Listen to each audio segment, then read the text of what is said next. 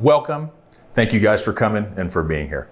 I'm Charles Law, the founder and CEO of Law Security and Investigations, Inc. Our purpose is to provide a safe, distraction-free environment to our clients, their family, friends, and staff through high discretion, white glove security services. We are a full spectrum security solutions provider, which means we cover all aspects of security, but we specialize in manpower. So meaning we provide people. So whether that be uniformed armed guards, executive protection teams, residential security teams, corporate office security, what have you, we pretty much do all of that kind of thing. I started in the business in 2000. I played football all through school, and then I studied kinesiology in college. I worked doing exercise rehab for a chiropractor for a number of years, treating his patients at his direction. I also had a personal training business, that type of thing. I worked for a friend who needed someone to handle a residential detail on the weekends. Client kept firing people, and he's like, I just need somebody to hold down the weekend.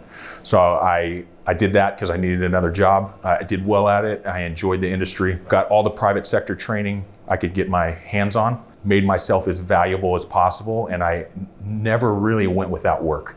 The gaps of no work were maybe a week at a time, and it was not much at all. So I was very fortunate in that respect, but it was because I invested in myself so aggressively that I was able to get positions. Got in law enforcement with it was a local out-of-state agency. I was listed as a part-time police officer. I did that for about 10 years. I was a medic, part of their ERT team, until the program ended. That experience lent quite a bit to the security industry and to how to interface with law enforcement and that type of thing. Started the company in 2010, didn't do a whole bunch with it, ran a few contracts through it until 2015 when we decided to push the company pretty hard, myself and a few managers that we had going. Every year since 2015, we've almost doubled in size. So we've had a pretty good run, survived through pandemics and whatnot, helped us in some ways, hurt us in other ways, but we've been very fortunate. I've been very fortunate as an executive protection specialist, and the company has been very fortunate in the products that we deliver and the clients that we're able to get. So looking forward to continuing to double in size every year if we can. Would you say that quality played any role in your success? Obviously a huge role. So high standard of service, maintaining those standards, improving upon those standards and adding to them as much as possible has helped us continue to grow. Separating ourselves from competition with those standards as much as we can, because there are some very good companies out there, but the best people, the best companies are few and far in between as the quality gets better and better. So we try to get the top of that scale as much as possible. One of the things that I did right is bringing in the right people. So I know what I know and I know what I don't know. And I know who really knows those things that I don't know. So that's as far as legal, accounting, my detail leaders, my management structure. I try to surround myself with people who are all better than I am. But it's worked well, and we've had some success with the company for that reason. Now we are between a $4 and a $6 million company, depending on the year. The last few years, we've done that type of volume. We have about 7 to 10 stable accounts that are consistent 24/7. We have a lot of pickup work that happens so often. We do events as well. So it's on award show season. We get busy with that kind of thing. So we do quite a bit. We have uniformed armed guards at schools, churches, synagogues, and corporate offices. The bread and butter of what we do is residential security teams and corporate office security. That's usually plainclothes armed agents. And then we also do executive protection, and we have guys travel all over the world for that. That was actually my question. So you said for like your bread and butter, the most of what the company does, is it mostly in LA or it's just all over wherever the... Mostly in LA. The bulk of what we do is in LA. We are licensed in Texas and in Florida. We've been so busy here, especially since the pandemic and kind of the upheaval in every industry, including the security industry. We've been extremely busy here, so we haven't pushed those other states, but we have feelers out and we're working on that kind of thing. How many staff do you have? So we have actively around 50 staff right now, but we have a roster of hundreds. So a lot of those guys are part-timers, but are pretty active. Most of those guys are full-time or full-time, part-time.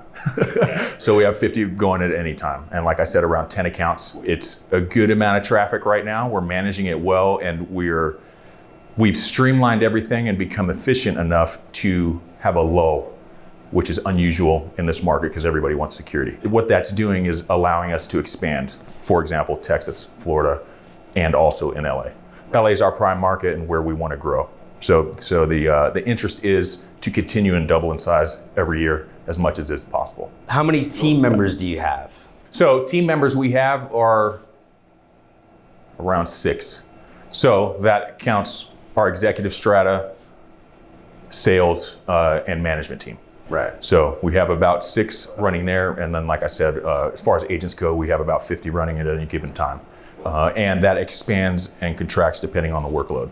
It can expand wildly. We've had accounts where we had to add on 20 guys. Sometimes for a night, we've had to add 50 guys for an event or something like that. But on an extended long-term detail, we've had to add about 20 guys or 114 shifts from one day to the next. 114 shifts per week from one day to the next. We successfully did that, which was amazing. We weren't even sure we could do it, but it stretched us enough to know what our capabilities are. We have some larger accounts which have multiple sites. So multiple residences, it includes corporate offices, and it includes executive protection teams. So we have roughly 5 EP agents or so at any given time. We've got 10 to 15 residential guys running, and then a few guys at corporate offices. So it varies wildly. It's a large account. We also provide investigations for that, workups on people of interest, stalkers, what have you, as those things come up. So we do kind of a broad range of services for that. What type of investigations might you find yourself doing? We get a overzealous fan or a stalker or a letter in the mail or what have you. So we get as much identifying information as we can. Our team on the ground does that. They supply it back to the office, and then the office initiates an investigation. Find out who that person is, where they reside, their background. We do a threat assessment on it. How much of a threat is this guy actually? And we'll bring in experts for that depending on how serious it is. So you said account, like an account would include all the residences and the corporate office and blah, blah. So what, like, is the account just one contract with whoever it is, whatever company or individual it is, and everything that entails is one account? Yes, good question, but let me explain it. So I'll pick a big account so I can give you all the parts. The one account I was talking about earlier has multiple residences, corporate offices, what have you. The account is the client that we're servicing. Now that account has multiple principals who are people that we are protecting. So the client is the entity that you do the services for. The principals are the people that you're actually protecting. Okay. Then of course we'll protect property as far as residences and corporate offices as well. But you don't call them the property principals. You call the people the principals. Correct. Okay. Exactly. Property is a site. Okay. So it's a site to be protected. Okay. Okay, good. So for example, Coca-Cola, that's not our client, but say it is. Coca-Cola is our client. It's the Coca-Cola account, right?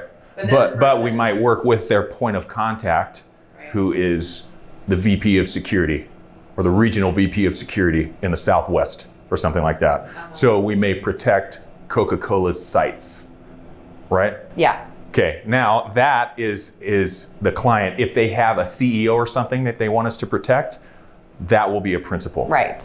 Okay. Makes sense. What about family members of that CEO? It could be if they want the wife covered or children or what have you, depending on the threat level, how much they need security, how much they can tolerate security.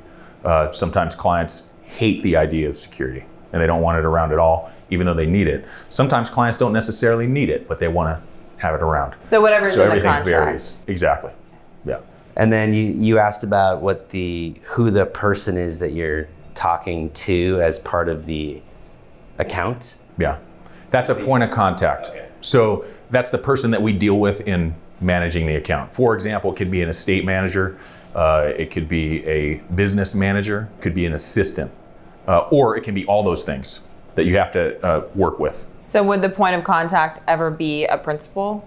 Like if you're protecting them, they're the big head honcho guy, but they're also the ones who deal with you and pay you and draw up the contract with you. It can be, and we have had accounts like that, but they're in the minority. Yeah. If people need this type of service, they usually have a staff. That you're going to deal with. Yeah, exactly. That they delegate that. Exactly. Okay. Makes sense. Yeah.